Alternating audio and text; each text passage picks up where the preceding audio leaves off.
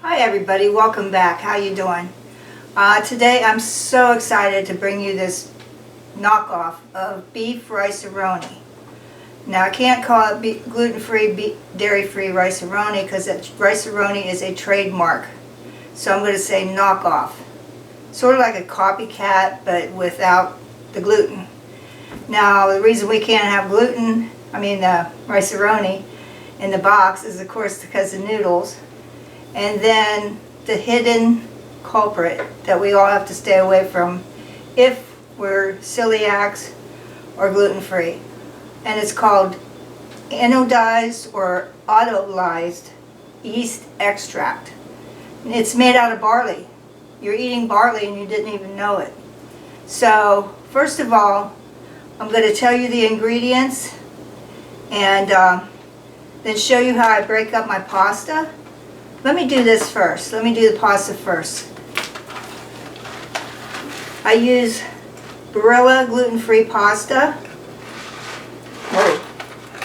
And I'm going to break up quite a bit of it because I'm going to use it in other recipes. It never hurts to have it on hand. And what I'm going to do is take a bag and I'm going to break it in half. Clean up crew. Yeah, you might want to remember that. I didn't know it was going to do that all over the kitchen. Uh-oh, more. Okay. Let me put these stragglers in there. We'll sweep up the damage here later. That's me in the kitchen. I always make a mess. And so I'm going to take the bag and I'm going to take a mallet, my pounder that you pound meat with, or I'm going to use, you can use a measuring cup or anything to pound the rice down and break it up. And you don't need to hear this, I'll be right back. Okay, I broke up the pasta and we want a half a cup of pasta. We want a cup of long grain rice, not the instant kind. We want half a teaspoon of garlic powder, half a teaspoon of salt because I lower the salt till the end and then you taste it. Half a teaspoon of pepper, and I'm going to put it all in here. The reason I'm putting it all in here is because we're going to dump it all in at the same time. Now here I have half a teaspoon of Italian seasoning and a teaspoon of dried parsley. Now here's the conundrum. I went online trying to find a gluten-free beef bouillon. Now I found this. It's Herbox. It's labeled gluten-free. Now you read the instructions or the ingredients and it says that it has, give me a second, yeast extract. That's the culprit I said to stay away from. But because it's made and certified gluten-free means it's below the FDA and the celiac organization's limits for how much gluten they can put in a product and call it gluten-free. Now this is optional. If you can't get this, in fact this was expensive. It came in little packets like this. And the box only holds 1.1 ounce. Not enough for me to make my gluten-free French onion, Lipton onion soup mix. But we'll get to that later. That'll be another video. And what I'm going to use in the stock broth is Kitchen Basics beef stock. I go for the stocks because they have more flavors from vegetables in them. A broth doesn't have that, but I tend to go for stocks because I like them, they taste richer to me. And this is also certified gluten-free, even though you may see yeast extract in the ingredients. They've certified it, they're allowed to make it, it's not going to hurt you. And I have that here. I got this nifty little measuring thing, and it tells you ounces, tablespoons, and teaspoons, And if you want to have, says 4 teaspoons, of course that's a tablespoon and a teaspoon, that's 4. But I had to measure out these little packets, and it took me 5 packets to get 4 teaspoons. So I'm still going to use it today, but I'm going to tell you the way to make it without this stuff. And it'll taste just great. Okay, I'm going to take you over to the stove, and I'm going to show you how to put this thing together. What I have here is 2 tablespoons of dairy-free plant butter made by your favorite brand, whatever you prefer. And it's 2 tablespoons, and I started it on medium heat. I'm not going to say medium high because I don't know the difference really. And what we want to do is we want to toast our rice. That's 1 cup of rice. And we want to toast our noodles, half a cup of broken pasta. And we're going to turn that up a little bit and get it going. And we want to just stir it around. What we want is for them to get toasty brown. So I'll bring you back in a few minutes when we reach that.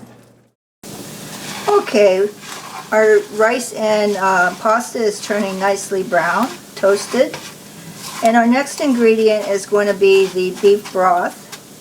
What I did is I took 2 2/3 cups of beef broth, and I put it on the stove to reduce the flavor a little bit. This brings out the richer taste in the beef. Now, do this if you're not going to put the beef bouillon in there. I also added a couple teaspoons of soy sauce, and don't hate me, I put a teaspoon of Dijon mustard in there.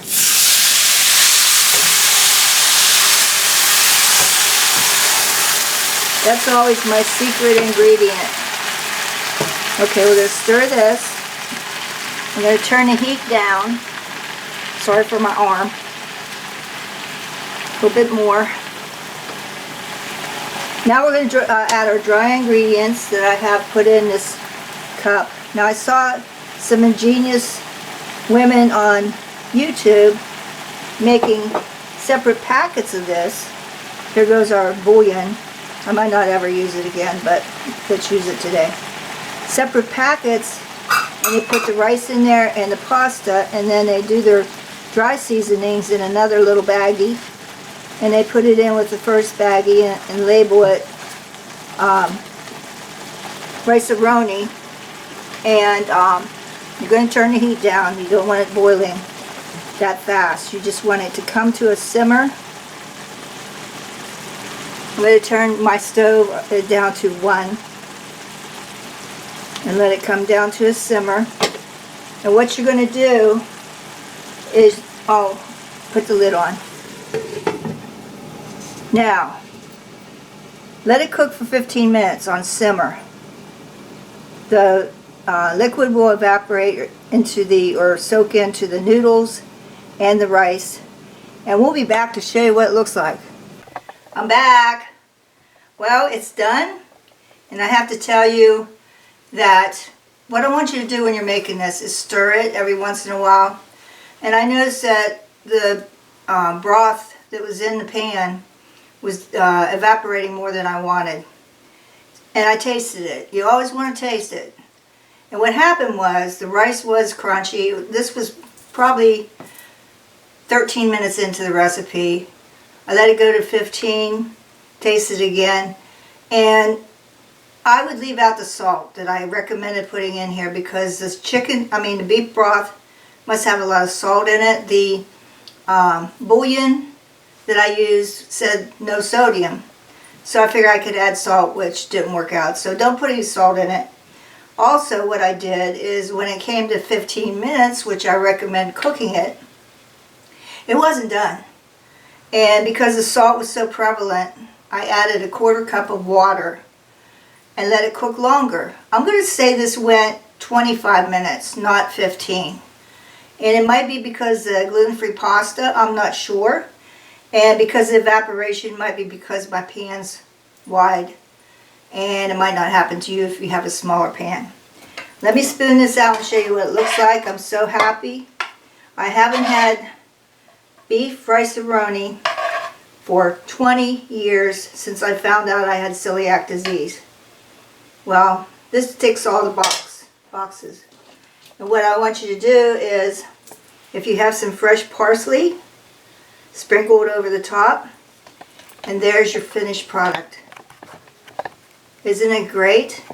Now, I'm going to taste it for you. But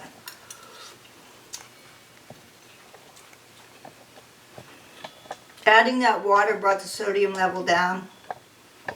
Leaving it cook for more than 15 minutes, probably 10 more minutes, made the rice, and the pasta's cooked great.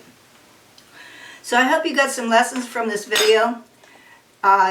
Ring that bell at the bottom. There's also a subscribe button right down here in the corner, on my left hand corner.